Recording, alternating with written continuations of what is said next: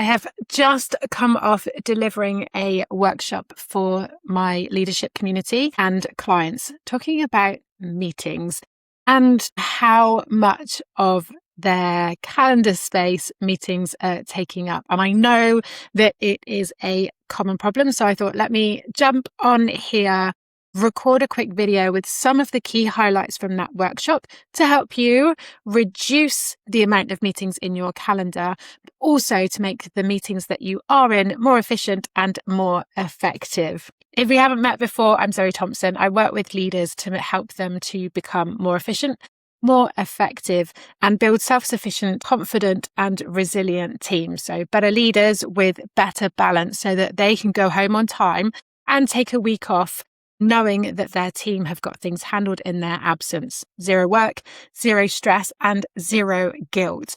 One thing that we know that is a challenge for leaders and balancing their time and their energy is managing the number of meetings in their calendar and making best use of the time that they have when they are in those meetings. Every meeting has a cost. It's time, it's energy, it's money. And if you're not getting a return on that investment, then you're wasting all three.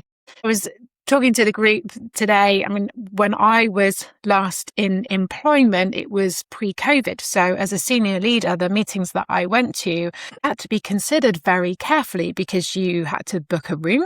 You had to get to the meeting room. So you had to factor in the logistics. So you were very intentional about who needed to be there. And if you couldn't get the big conference room, then you had to whittle down the numbers and work out who absolutely needed to be in the room. Since COVID, we know that it is very easy to just arrange a Teams call and add people to it. And there's less thought, less intention going into who needs to be in the room, how long that meeting needs to be, and what that meeting needs to achieve. And this is what we were talking about in the workshop today. Responsibility for meetings sits with both the meeting organizer and the attendees. And both need to ask better questions so that we can reduce that hidden cost and so we can make sure that meetings are more intentional, more efficient, and also more effective. I think we've all been in that position where we've been sitting in a meeting room looking around and thinking, why are there so many people? Or why is this an hour when it could be 20 minutes? You've got people turning up late. Sometimes the chair is turning up late because they're in back-to-back meetings, or people are showing up unprepared. And so the meeting doesn't move forward and then it becomes the waste of everyone's time. And we all know, because it's a standing joke, how many meetings we end up getting called into that really could have been an email. The reality of this is that there is a cost to the organization. There's also a cost to your time, to your energy, and there's a cost of what the organization is paying for those people to sit around the table. We need to make sure it is the right people for the right amount of time and that people are ready to go, that they are prepared, they know exactly what the purpose of the meeting is, what the outcome needs to be, and what they need to bring into the room to make that happen. When that is done well, there is a high return on that investment for both the individuals that are in the room and the business. Meetings are good when they're good. But when they're not, that impact is pretty full on. And if you've got a calendar that is full of meetings that are inefficient and ineffective, then not only is it frustrating, it is not allowing you to do the work that you need to be doing. And there is data to support this. So recently, Harvard Business Review studied 76 companies, and they found that reducing the meetings by just 40% had 78% improvement in autonomy, over 70% increase in productivity, over 50% reduction in micromanaging, and 43% reduction in stress. And if you've watched any of my other videos, you'll know that stress, engagement, autonomy, micromanaging, productivity, they are all themes that I talk about all the time and themes that leaders can influence. So if you can influence reducing your meeting time with your teams and making sure that the meetings that you are in are efficient and effective, then it has a huge positive impact on you and your team. You may know all about the self-determination theory, but I will put the graphic up on screen for those who haven't heard of it before. Self-determination theory tells us that there are 3 key elements for people at work: autonomy, competence, and relatedness. Now, meetings will impact all 3 of those when they work. It's the autonomy of being able to ask the questions, find out the information that we need to go away and make those decisions. There's the opportunity to show and prove our competency, but also improve our competency by being in the room and learning from other people as well. And then there's relatedness. We know that sitting around the table, especially in person, we get to connect with the humans that we work with, not just on that transactional level of talking about what we're working with, but actually we deepen those connections when we collaborate and when we work in partnership. So meetings done well not only have a positive impact on the business, but they also have a positive impact on how people feel and how fulfilled they feel. So that's a bit of a tongue twister. I'm going to share 2 things with you that will help you to improve the meetings that you invite people to, the ones that you attend, and something that's going to help you when you are in the room. So first, 3 questions that you need to ask either before you accept a meeting invite or send a meeting invite. Question 1, why are we meeting? There's 2 angles to that. Firstly, why are we meeting? So what's the purpose of the meeting? Also, why are we meeting? So us specifically. That points to the people in the room, checking in that we have the right people in the room. Sometimes we need the decision maker, sometimes we need the subject matter expert, sometimes we need both. First question, why are we meeting? Second question, what does the outcome of the meeting need to be? That meeting invite needs to be very clear on the purpose of the meeting and the outcome that those who are in the meeting need to walk away with. And question number 3, what do people need to bring? Do they need to bring ideas? Do they need to bring answers? Do they need to bring decisions? Do they need to bring resources or information? We need to know who needs to be in the room and why.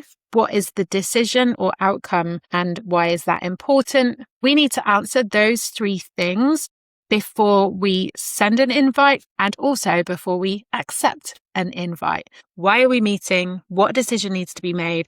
And what do people need to bring? Those 3 questions will help you to determine what meetings you need to be in. Also, if you are arranging a meeting, it gives people a clear indication as to the purpose and how they can best prepare for that meeting so that when they show up, you get the best out of them and it's a good, positive, efficient, and effective meeting to be in. The second thing I want to share is my fruit bowl analogy. Picture the meeting. There is a bowl of fruit on the table, and I'll add a graphic here as well, just to help the vision. There's a fruit bowl in the middle of the table. Now, you as the chair of the meeting have all of these people who have a different viewpoint and a different perspective of that fruit bowl. And as the chair, the only way you can find out exactly what is in that fruit bowl is if you ask each person in the room for their viewpoint and their perspective. What we're saying here is that it is important that you ensure that everybody who is in that meeting room has a say. Otherwise, why are they in there? We need to check in. If they're not speaking, is it because they don't have anything to contribute? In which case, we probably don't need them in the meeting room in the first place. But if they're not contributing because they lack confidence, or we haven't created a space for them to feel that they can share their different perspectives, their different viewpoints, then we need to work on providing that psychological safety for those who are in that meeting space. When we do that well, when you as the chair or when the chair in that meeting makes an effort to include all of those perspectives in the room, we get a really good clear view. We get different perspectives, we get different viewpoints, and it reduces the risk of blind spots. Because as the chair, you don't have all of the answers, you don't have all of the information. And the reason why you are bringing people into a meeting is to gather that information. So we need to make sure that everybody who is in the room has a say and shares their perspective. So when that is done well, we get much more inclusive perspectives. We get more ideas into the discussion.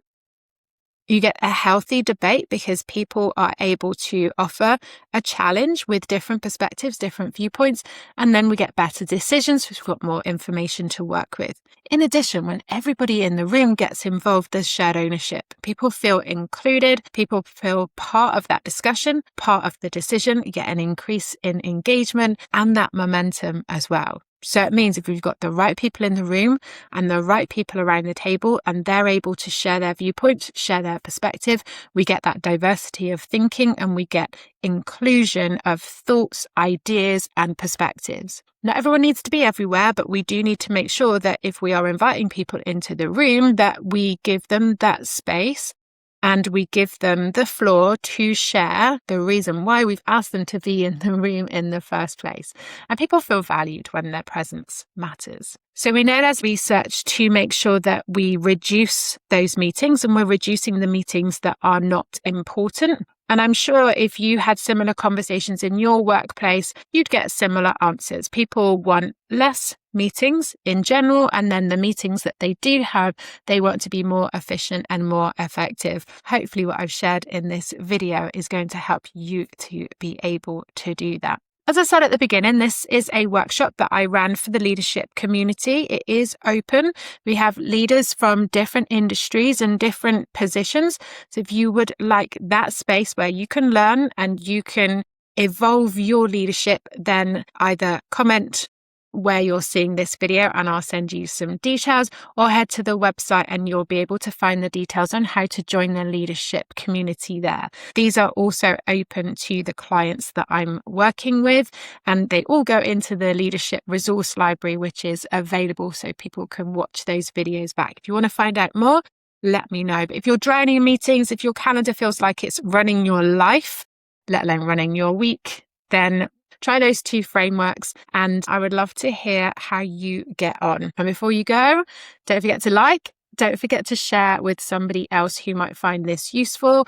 And I would love for you to subscribe as well so that you get those notifications and you don't miss out when podcasts and these videos are released each week.